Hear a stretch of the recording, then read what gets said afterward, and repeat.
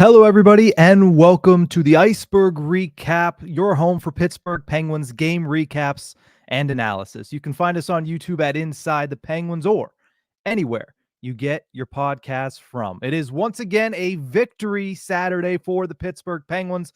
Back-to-back wins for them as they take out, obviously, the New York Islanders earlier this week with a 7-0 victory. The question was, how would they be able to follow it up? Would they be able to keep the momentum rolling against the St. Louis Blues team that, yes, despite their place in the standings, has been playing some very good hockey as of late? The Penguins end up winning this one by a final score of 4-2 over the St. Louis Blues at PPG Paints Arena. Like I mentioned, the Blues came into this game looking really good, winning 5 of their last 7 games since firing their head coach, Craig Berube. They've gotten on a little bit of a heater. They've gotten that post-coach firing bump, and the Pittsburgh Penguins were running headfirst into a team that had a whole lot of energy coming into this one. But as you watched the game, you saw early on that the Penguins, they were up for the challenge. They looked good in the first 5 minutes. Crosby's line was dominant basically all night long. That was the best line for the Pittsburgh Penguins. Evgeny Malkin had a little bit of extra jump in this game. The third line started off pretty good. The fourth line had a shift here or there in the early going. And then the legs of the St. Louis Blues caught up to the Pittsburgh Penguins. A penalty midway through the first period by Ryan Graves turned the tide basically for the entire game. The Penguins did get their opportunities. They were able to get goals. They were able to get the lead. But for the most part, the St. Louis Blues controlled a whole heck of a lot of the possession in this game. They had more chances in this game, and it seemed like they were the aggressor more often than not. And the Penguins were just trying to defend their own zone. And a lot of this goes on the shoulders of Tristan Jarry. He had a terrific game, as we'll talk about. He is going to be one of the 3 stars, spoiler alert, for this one. But like I mentioned, you look at what the Blues were able to do. A lot of their offense, a lot of the damage that they were doing was off of the rush. The Penguins did a good job once the Blues got possession in the offensive zone. The Penguins did a good job of keeping them to the outside, making most of these points come from the point. Shots come from the point, excuse me, and doing a good job. Tristan Jarry, first and foremost, making sure there aren't a lot of rebounds. And the Pittsburgh Penguins did a half-decent job of keeping the Blues out from in front of the net. Obviously, it didn't translate in the third period. They did break through and get one of those goals with a Kasperi Kapanen and deflection. But at the same exact time, the Pittsburgh Penguins did a good job defending their own zone, making sure that Tristan Jarry was relatively unscathed throughout this game. And he did a good job of standing tall and making the saves when he needed to. And on the other side of the puck, the Penguins, they relied on timely offense, and they got timely offense in this one. Some special teams, they got a power play goal. They get some depth scoring with Jeff Carter kicking into it, and they were able to use that to propel themselves to a second consecutive victory at PPG Paints Arena. Let's move over to the goal recap to talk a little bit about who put the biscuit in the basket tonight for both of these teams. Drew O'Connor led off the scoring with his 4th goal of the season. This was all Evgeny Malkin. I mean, O'Connor with a beautiful finish, a great snipe to make sure that he was able to put this puck away, something that O'Connor has struggled to do this season. He made no mistake in this one, though. 4th goal of the season for him. Evgeny Malkin, a beautiful play. He took that momentum of passing Sergei Fedorov on Wednesday, and he carried it over, especially early on in this game. That's his 17th assist of the season. And Riley Smith, with the puck bouncing off of his knee pad, he gets the fortunate assist in that one, but he's been a little bit better lately too, so a little bit of puck luck gets him on the score sheet. Penguins shut down the St. Louis Blues throughout the remainder of the first period, but they do take a penalty late in the first, kill off the remainder of the first period, but then early in the second, power play looking a little bit rough in the early going in the second period. This team has a lot of snipers, and one of them is Robbie Thomas. He gets his 15th goal of the season on a beautiful cross-ice feed from Jordan Kyrou, picking up his 17th assist of the season. And also, you have to look at Torrey Krug, who was able to start that play and make sure that he was getting things going for the St. Louis Blues. Later on in the second period, Penguins get an opportunity on the power play, and they make sure that they capitalize. It's been a little bit of rough going over the last couple of games. They struggled against 2 of the worst penalty kills in the NHL against the Ottawa Senators before Christmas, and then obviously, despite winning 7-0, the power play did not do very much on Long Island against the New York Islanders. They were able to capitalize, however, in this one with a big goal in the second period. Evgeny Malkin just set his skate up, directed it right into the net. Jake Gensel, a beautiful job to get it there. That was Malkin's 14th goal of the season and 3rd in the last 2 games. Gino is certainly on a hot streak, on the hunt for goal number 500, now 15 goals away from that marker. Jake Gensel's terrific season continues. He gets his 23rd assist on that one. And Rickard Rakell sneakily picking up points since coming back from injury. Gets a secondary assist on that one, his 7th of the season. The Penguins once again regain the 1-goal lead to take it into the third period.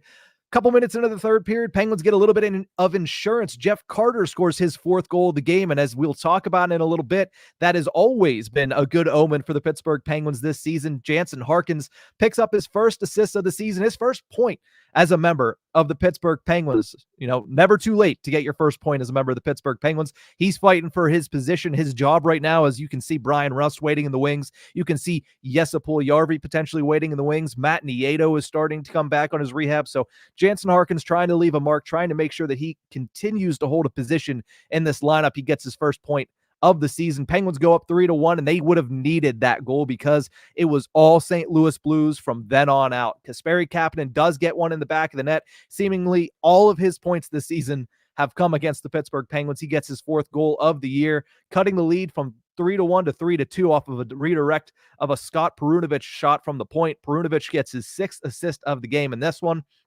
Not of the game, excuse me, of the season in that one. And like I mentioned, it was very, very close at that point.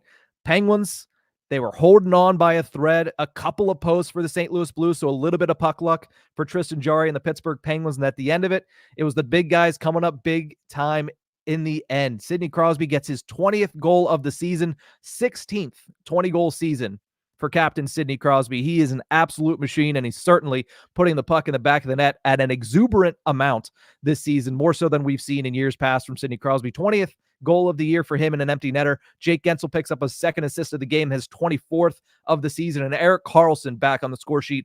Big for him because most of his night was not pretty. So he does get the assist there. A good finish on a bad night for Erik Karlsson. But at the end of the day, they'll take it, the Pittsburgh Penguins. They get a 4-2 victory over the St. Louis Blues. They avenge a loss from October. That was one of the worst losses of the season when it comes to how they performed against the St. Louis Blues. So a little bit of revenge in that aspect. They do get the 2 points, which is huge. They get the clean 2 points, which is huge when you look around the NHL's Eastern Conference. A lot of these teams, Washington, last I checked, was struggling against Nashville. The New Jersey Devils lost big to the Boston Bruins. Penguins taking that opportunity. Big nights like this, big 4-point swings in the standings for the Pittsburgh Penguins. Let's go to the 3 stars of the game in this one. 3rd star, I'm going to give it to Rickard Rakell. He might not have been a massive, point of the score sheet for this one, but Rickard Rakell was a big part of that first line, and the first line was absolutely gangbusters for the Pittsburgh Penguins in this one. They regained momentum every single time they touched the ice. They were one of the few lines that every single time they went out there, they were able to create. They were able to get shots on goal. They were able to get opportunities, scoring chances. They finished with 60% of the shot attempts on the game, and they outchanced the St. Louis Blues at 5-on-5, 13-8. And this one, Rickard Rakell, and it was mentioned on the broadcast several times, he just looks more comfortable than he's looked all season long. Now he has 5 points in 5 games since returning from that injury. Not to mention that he also has a 4-game point streak. So good to see Rickard Rakell coming around. It is massive for the Pittsburgh Penguins that he continues to go in the right direction. 2nd star of the game, I said he was flying around from the early going. That's Evgeny Malkin.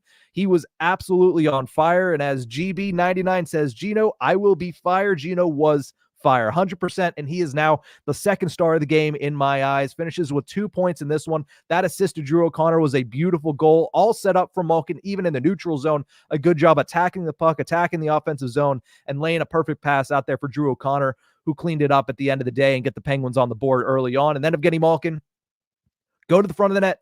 Goal scorers go to the front of the net, and Evgeny Malkin goes to the front of the net. 2nd time he scored from right inside the paint in these last 2 games. He just pointed his skates the right way, and Jake Gensel, being the everlasting, amazing playmaker, that he is, was able to find him, bank it off the shin pads or the skate of Evgeny Malkin. Not exactly sure what it hit, but it went in the back of the net, and it gave the Penguins a big boost and a big goal in the second period when they needed that momentum. 1st star of the game in this one, going to go to Tristan Jarry. 26 saves on 28 shots. Quietly had a very, very sturdy game. Made a few huge saves on Blues rush opportunities. The earliest one was Brandon Saad. He seems to always get on the score sheet against the Pittsburgh Penguins. He had an opportunity early, Tristan Jarry shuts it down with the shaft of his stick. A couple of other odd man rushes, Tristan Jarry shutting things down. The rebound control was there. Everything was there for Tristan Jarry tonight. He did give up 2 goals, but he still looked just as sturdy as he was on Long Island, and that's huge for the Pittsburgh Penguins. As the calendar turns to January, they're hoping that he's able to continue to keep that pace. I saw Neil in the comment section say, great game all around, but am I alone in thinking that Karlsson is just a turnover machine on the power play? I feel like he's just been a liability on PP1 all year. He had a really bad turnover in this game that almost led to, like I mentioned, it led to one of those odd man rushes that Tristan Jarry came up in a massive way to shut down. But yeah, that was a rough look. That specific turnover was a very, very rough look for Erik Karlsson. Not a lot of urgency for him on the power play. And when you're playing with a guy like Evgeny Malkin, when you're playing with a guy like Sidney Crosby, you have to have urgency. You have to get them the puck, get them on one-timer opportunities. And that backhander right to the middle of the ice, it was soft, and it turned into what it was almost a 3-on-0. At least he skated back to negate the 3-on-0 and basically force the St. Louis Blues into taking a shot. But a lot of these turnovers, they're going to be costly one time or another. And luckily it didn't hurt the Penguins tonight, but he needs to be a little bit smarter with the puck in the defensive zone. And the reason that I highlight Neil's comment here is because that's my final thoughts of the game. Not just Erik Karlsson when it comes to the power play, but mainly Erik Karlsson at 5-on-5 and who he's playing alongside. We've all talked about Ryan Graves. It's not been a good season so far. 34 games into his Penguins tenure, and it is not looking good for big number 27. But him and Erik Karlsson as a pairing, it's a mess. I mean, we all expected it to be a mess. Whenever that was happening in practice, a lot of us looked at each other. A lot of us texted each other when it comes to Penguins podcasting. Me, friend of the show, Hunter Hodes, co-host Nick Horwat, we were all saying this is not going to end well for the Pittsburgh Penguins. There is no way that a struggling Ryan Graves is going to find his game all of a sudden if you pair him up with a guy like Erik Karlsson, who is, in his own right, a defensive liability. And that's exactly what those two have been on the ice together since being joined at the hip. 48% of the shot attempts together at 5-on-5, 48% of the scoring chances, and 49% of the expected goals. Not awful numbers, but also not really good numbers considering when Erik Karlsson is on the ice, he should be getting 52, 53, 55% considering how much offense he's able to generate at 5-on-5. It's just not going well with Graves and Karlsson. We've talked ad nauseum about Ryan Graves, the issue of signing him to that long 6-year contract, $4.5 million. You're not going to be able to get rid of it. You're not going to be able to really bury it anywhere in this organization. You can't send him down. You can't really drop him to the third pairing because you don't have a stalwart guy on that third pairing right now. Are you going to bump John Ludwig out of the lineup? Who's going to go up into the second pairing because you need somebody that has a pedigree to play alongside Erik Karlsson? That would be a huge ask for John Ludwig to go from playing in his first handful of NHL games to being staple gun next to Erik Karlsson, one of the most volatile defense partners anybody could have in the National Hockey League. So it's an issue. This pairing is not it. They need to find something else out, and I think that lays on Kyle Dubas. I'm not sure Mike Sullivan really has any options, so I'm not going to hold that against Mike Sullivan. He's trying something. He's trying to get something going, and in the meantime, he's at least giving Chris Letang, Marcus Pettersson. It's a great top pairing for the Pittsburgh Penguins, but they need to figure out what they can do with Ryan Graves, and they need to figure out that third pairing because, yes, I too really like John Ludwig, but also Chad Ruhwedel on that other side on a night like tonight was getting way too recognizable. Usually, I want to not notice him. I don't want to see number 2. Yes, I want him to log his 8, 9, 10 minutes of ice time. I don't want to see him. He was jumping up in the play a lot tonight. For the most part, it ended up okay, but the one time it almost ended up in the back of the Penguins' net. You don't want him being the guy that's up there making the plays, making the splash plays, and getting on the radar for everybody else. You want him to fade in the background. He didn't do that tonight. He's not been doing that a lot this season. The Penguins need him to be more steady, and they really need to figure out this Ryan Graves situation. It is getting worse and worse by the day, and I said it on Thursday's episode of The Tip of the Iceberg. I just don't understand how somebody can make so many blatant mistakes in the defensive zone as Ryan Graves. Somebody who Megan Chayka put out today, the best calendar year of 2023 in a lot of statistical categories. One of the best, in fact, second best on defensive, like shutting down rushes, I believe it was. I don't have it in front of me. It was Ryan Graves. He must have done a lot of work on that in New Jersey at the end of last season, because he has not been great for the Pittsburgh Penguins so far this season. Up next for the Pens, New York Islanders are back in town. This is going to be a very interesting matchup tomorrow night on New Year's Eve, 6 p.m. start time. So make sure you're sitting down a little bit earlier to watch the Pittsburgh Penguins and the New York Islanders.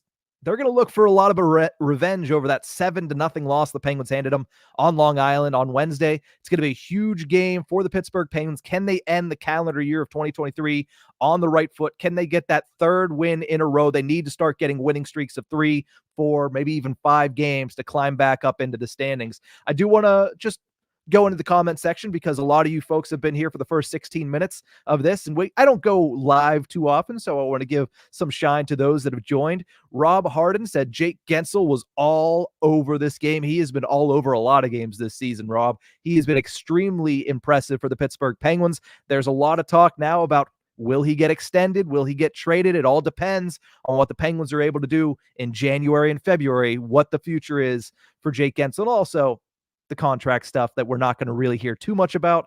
Josh Yohe of The Athletic continues to write that the Pittsburgh Penguins haven't really been saying anything about whether or not they've been dealing with Jake Gensel's agent at this point. So we'll have to wait and see what happens with that. But Jake Gensel has been phenomenal all season long. 2 points in this one. I believe that puts him at 40 points on the season already.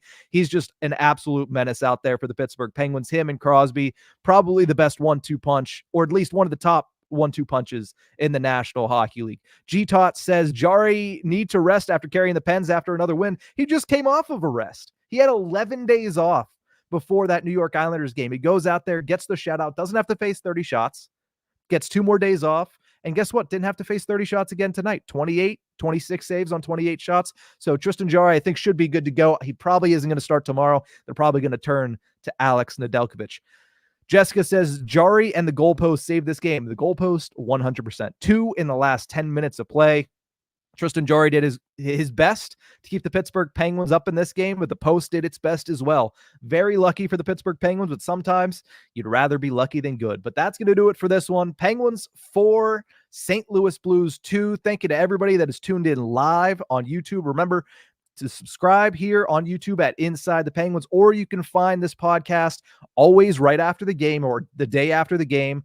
Anywhere you get your podcast from, just search Tip of the Iceberg, and we'll have everything we need. Nicholas Horwat jumping in here at the last second. Sullivan doesn't seem ready to take Carter out of the lineup anytime soon. I wonder why, Horwat.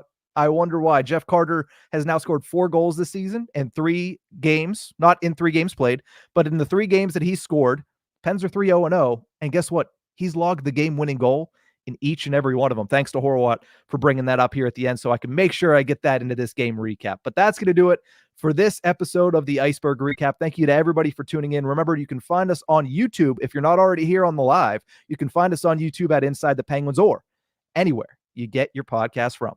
We'll see you guys next time.